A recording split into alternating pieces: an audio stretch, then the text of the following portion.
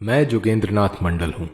संभव है कि आप लोगों ने मेरा नाम नहीं सुना होगा, क्योंकि इतिहास लिखने वालों ने मुझे जानबूझकर हाशिए पर डाल दिया है। लेकिन हमेशा से ऐसा नहीं था। एक समय मैं सामाजिक और राजनैतिक पटल के केंद्र पर था। मैं वंचित वर्ग का बड़ा प्रतिनिधि और डॉक्टर अंबेडकर के साथ प्रभावी नेता था। आपको आश्चर्य हो सकता है कि मैं बंटवारे के बाद पाकिस्तान का पहला कानून मंत्री बना था, लेकिन 1950 में मैं अपना इस्तीफा देकर भारत लौट आया और 1968 में गुमनामी में मर गया। मैं अपनी कहानी इसलिए नहीं सुना रहा हूं कि लोग मुझे याद करें। मैं ये बिल्कुल भी नहीं चाहता। सच तो ये है कि मैं अपने जीवन को भुला देना चाहता हूं। मैं ये कहानी इसलिए सुना रहा हूं क्योंकि इतिहास अपने को दोहराने की फिराक में है। एक ऐसा भयावह और काला इतिहास जिसने भारत को नोच खाया। मैं उस इतिहास का एक महत्वपूर्ण हिस्सा हूं। मैं इस कहानी की शुरुआत 1940 से करता हूं, जब मुस्लिम लीग ने भारत को तोड़कर मुसलमानों के लिए पाकिस्तान की रेजोल्यूशन पास की। उस समय मुसलमानों के एक बड़े वर्ग को छोड़कर किसी ने इसे गंभीरता से नहीं लिया।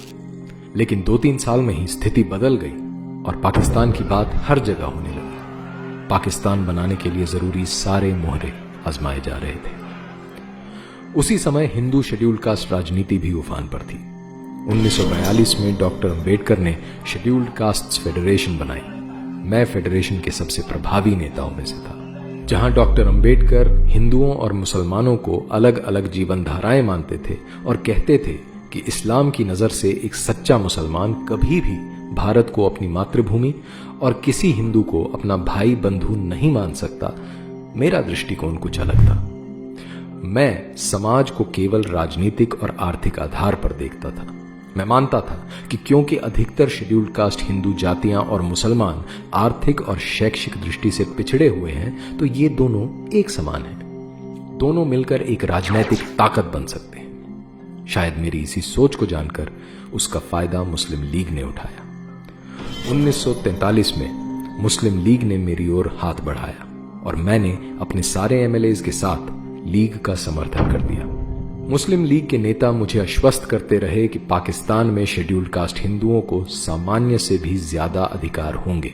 तथापि मैं समझता था कि पाकिस्तान की मांग केवल सौदेबाजी के लिए है। मुसलमान देश को तोड़ने के लिए कभी तैयार नहीं होंगे। इसी सब घटना चक्र में 16 अगस्त 1946 का काला दिन आ पहुंचा, जब मुस्लिम लीग ने कलकत्ता में डायरेक्ट एक्शन किया।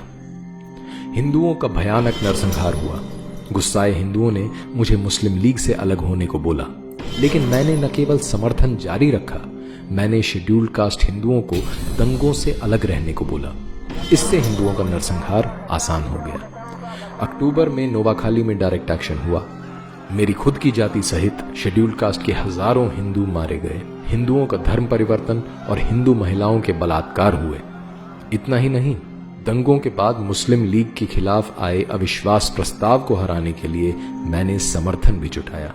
बंगाल जलता रहा, लेकिन मैं मुस्लिम लीग का साथी बना रहा। 14 अगस्त 1947 का दिन भी आ ही पहुंचा, जब मेरी राजनीतिक समझ के विपरीत मुस्लिम लीग पाकिस्तान बनाने में सफल हो ही गई। भीषण हत्याकांड हुआ।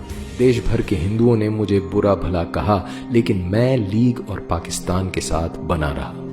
मुझे पाकिस्तान के कानून मंत्री का पद भी मिला। मैंने शेड्यूल्ड कास्ट हिंदुओं से पाकिस्तान में आस्था रखने की अपील की, जिसे मुझ पर विश्वास करके लोगों ने माना भी।